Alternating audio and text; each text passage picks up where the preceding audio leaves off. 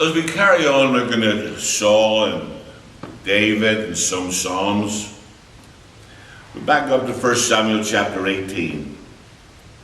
Saul made an enemy out of the young man because he feared him. That's often the problem. Fear. Fear. Fear is often the root of many great mistakes that we make in life.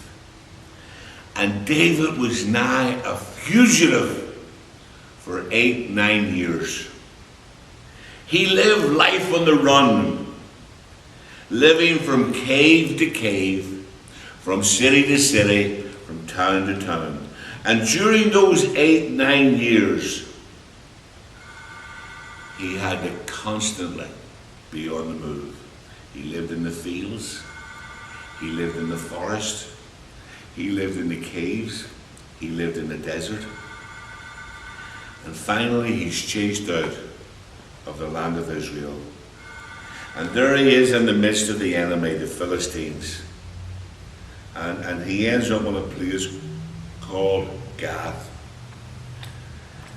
The locals identified him quickly. And the only way he could escape was to pretend he lost his mind.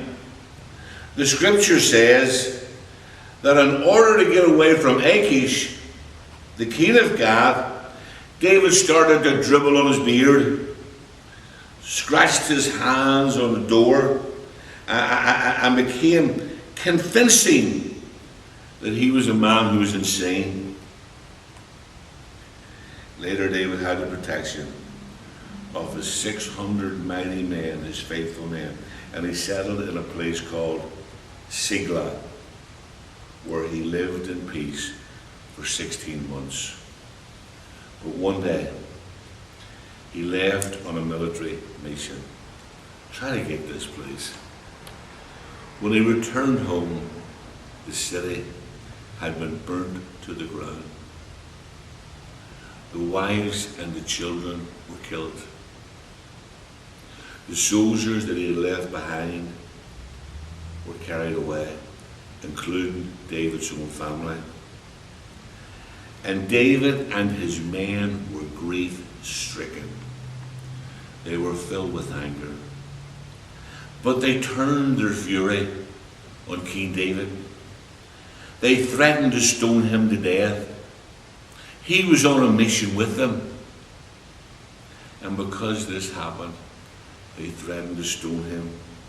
It's all your fault, David. That's the way they saw it. As far as they were concerned, David, their leader, had cost them their wives, their children, and the city. Now, if you read in 1 Samuel chapter 30, we can read there of David's distress. He lost his own family and was blamed for the loss of hundreds of other women and children. He feared death by stoning. He had killed the giant. He became the hero.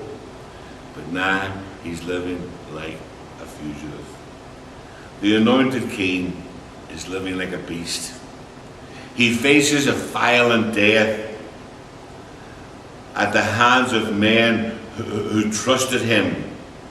David is desperate. And out of the pain of his heart again, he cries out to the Lord. Psalm 13. Out of the furnace of his desperation, out of his incredible suffering, David is singing the blues. How much longer do I have to go through this? How much longer do I have to live this way? F.B. Meyer said. Saul's persecution lasted 8-9 years. No hope of termination. But David was a man who spent 500 days passing through the forest.